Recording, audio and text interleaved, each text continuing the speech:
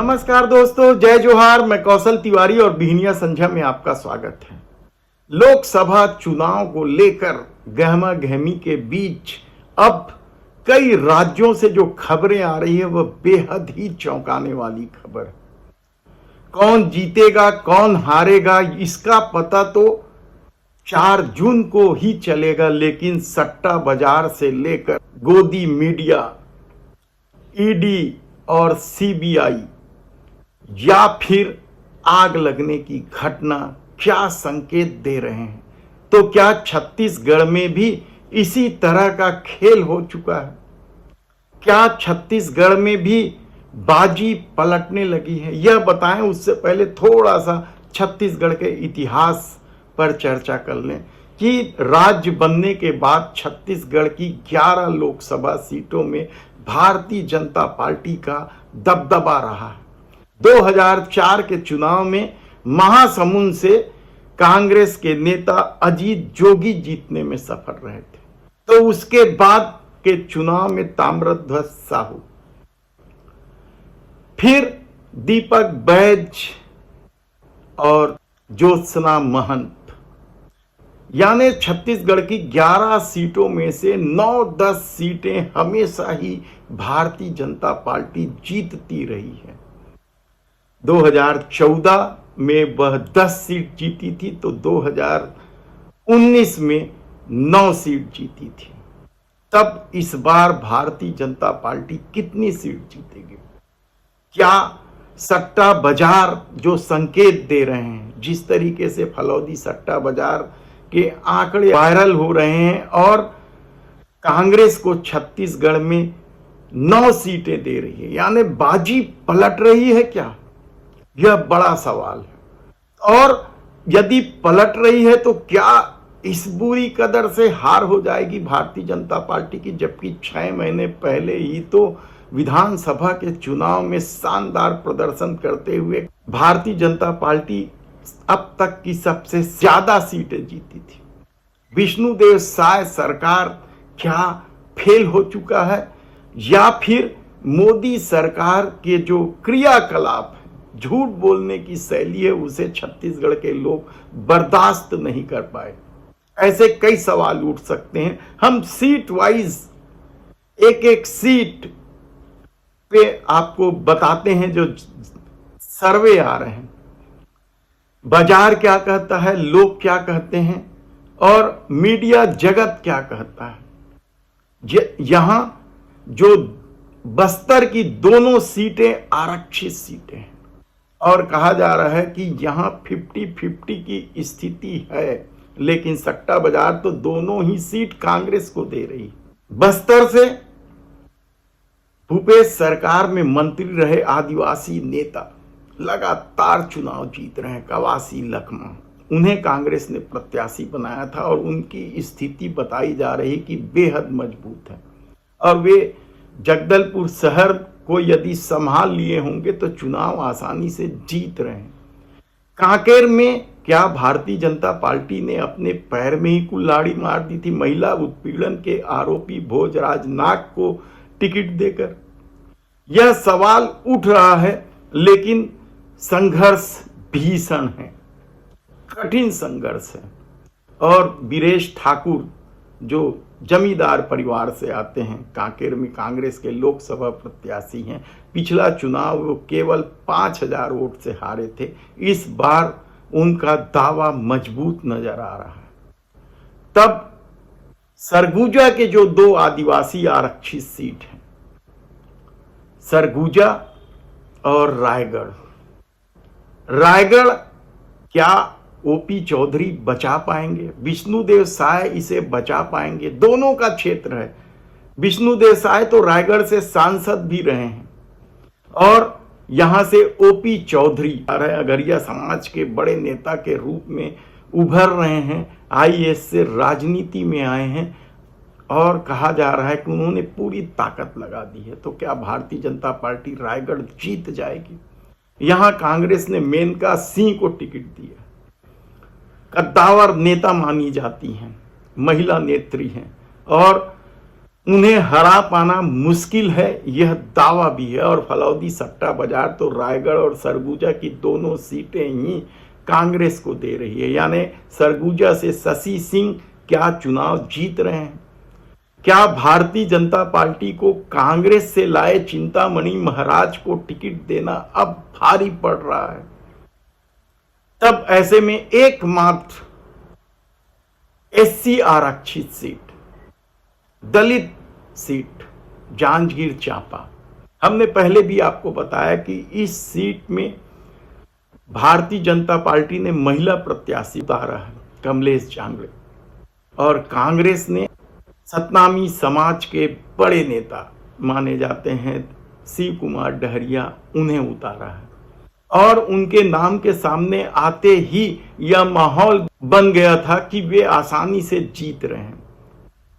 और कहा भी जा रहा है कि छत्तीसगढ़ की जिन 11 सीटों में से कांग्रेस सबसे ज्यादा अंतर से कोई सीट जीत रही है तो वह जांजगीर चांपा की ही सीट है। यानी डॉक्टर शिव कुमार डहरिया का जीत लगभग तय माना जा रहा है। ऐसे में महासमुंद की चर्चा बेहद जरूरी है। यह साहू बाहुल्य क्षेत्र है और अब तक साहूवाद की राजनीति को भारतीय जनता पार्टी साधते रही है, लेकिन पहली बार रायगढ़ जीतने के चक्कर में अघरिया समाज से टिकट दे दी गई और कहा जा रहा है कि यह भाजपा को भारी पड़ने लग गया और साहू समाज की एकजुटता की वजह से दुर्ग से आकर चुनाव लड़ रहे ताम्रध्वज साहू की स्थिति बेहद मजबूत हो गई है। कोरबा का जिक्र इसलिए भी जरूरी हो गया है क्योंकि यहां से कद्दावर माने जाने वाले नेता चरणदास महंत की धर्मपत्नी ज्योत्सना महंत चुनाव लड़ रही है और यह एकमात्र ऐसी सीट है जहां दोनों दलों ने महिला प्रत्याशी को टिकट दिया है। ज्योत्सना महंत कोरबा से सांसद भी रही है और इस बार क्या वे चुनाव जीत पाएंगी, यह सवाल इसलिए उठाया जा रहा है क्योंकि भारतीय जनता पार्टी ने जिस महिला प्रत्याशी को टिकट दिया है सरोज पांडे को, वे बेहद प्रभावशाली मानी जाती हैं और दुर्ग से लाकर उन्हें कोरबा में उतारा गया और कहा जा रहा है कि एक वर्ग जो भारतीय जनता पार्टी का वे नाराज है, तो उसमें डॉक्टर रमन सिंह का भी नाम आ रहा है और चर्चा तो इस बात की भी होने लगी है कि यदि सरोज पांडे जीत गई तो वह किसी को कुछ नहीं समझती, यह धारणा है या यह अफवाह भी है कहा जाए तो भी गलत नहीं होगा।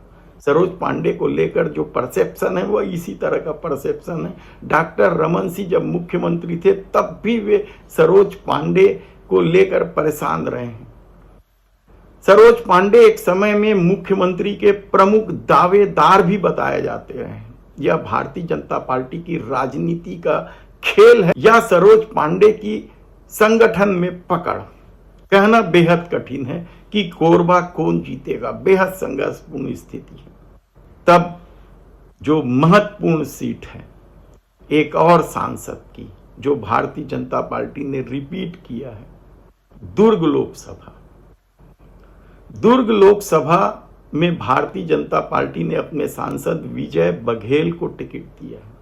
वे हाल में ही विधानसभा का चुनाव भूपेश बघेल से पाटन से बुरी तरीके से हारे थे, उन्हें टिकट दिया गया और कहा जा रहा है कि वे पिछले बार जिस तरीके से 3.5 लाख से अधिक वोटों से जीते थे, इस बार क्या वे जीत पाएंगे, क्योंकि कांग्रेस ने भी यहां जाति समीकरण बिठाते हुए राजेंद्र साहू को टिकट दिया। राजेंद्र साहू समाज के बड़े नेता माने जाते हैं। साहू समाज में उनकी पकड़ है। जब स्वाभिमान मंच बनाया था ताम्रध्वज साहू ने भारतीय जनता पार्टी से अलग होकर, तब राजेंद्र साहू की भूमिका बहुत बड़ी थी और वे महापौर का चुनाव भी मामूली अंतर से हारे थे।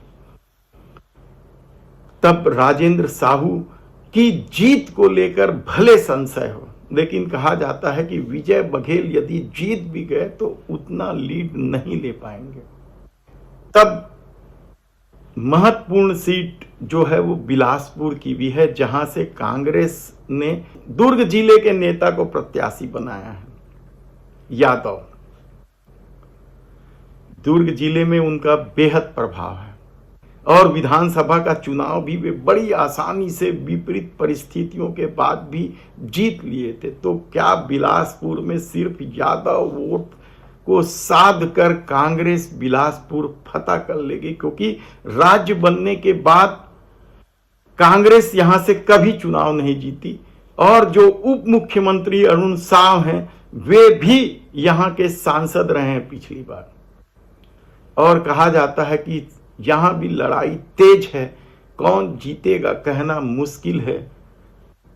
तब जो महत्वपूर्ण सीट रायपुर और राजनांदगांव, रायपुर में भारतीय जनता पार्टी ने अपने सबसे कद्दावर नेता 30-35 साल से विधायक, 17-18 साल से मंत्री रहे बृजमोहन अग्रवाल को टिकट दिया और उन्हें प्रत्याशी बनाए जाने के बाद से ही यह नैरेटिव सेट करना शुरू कर दिया गया था कि वे अब तक के सबसे ज्यादा लीड से जीतेंगे और तभी मोदी सरकार उन्हें मंत्री भी बनाएंगे। कहा जाता है कि वे राज्य की राजनीति करते रहे हैं लंबे समय तक, लेकिन राज्य की राजनीति से उनको किनारे करने के लिए ही लोकसभा का टिकट दिया गया। तो कांग्रेस ने युवा नेता विकास उपाध्याय को टिकट दिया।